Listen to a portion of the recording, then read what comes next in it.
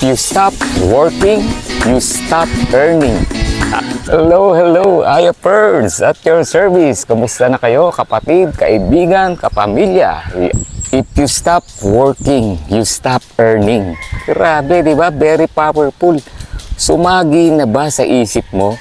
No? Kung nagtatrabaho ka ngayon, kung ikaw ay isang empleyado, sumagi ba sa isip mo? Paano na kaya pag wala na akong work?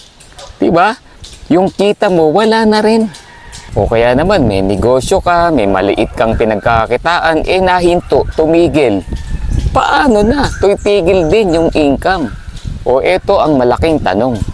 Yung gastusin mo ba titigil? Walang ka ng trabaho, nawalan ka ng kita, pero yung gastusin tuloy-tuloy pa rin. Ano solusyon natin? Ngayon pa lang, habang malakas ka, habang nakakapag-isip ka pa ng tama, okay? So maghanap ka nung tinatawag na passive income. Passive income. Ano ba yung passive income? No, sabi ni Warren Buffett, no? If you don't find a way to make money while you sleep, you will work until you die. Grabe, di ba? Kung hindi ka raw makakita ng pagkakakitaan, no, na habang natutulog kumikita ka, magtatrabaho ka na lang habang buhay hanggang mamatay. Gusto mo ba yon? Ang tawag natin dyan, leverage. Yan, ang sinasabing passive income, leverage.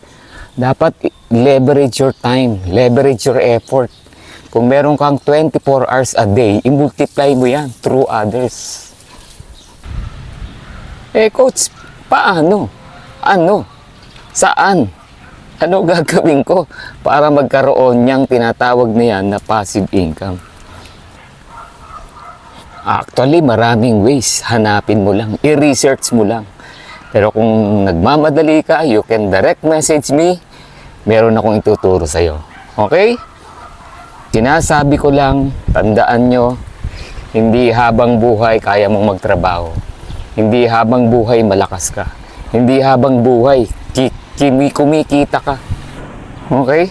So kaya habang malakas ka pa, simulan mo na. Simulan mo na, paghandaan mo na.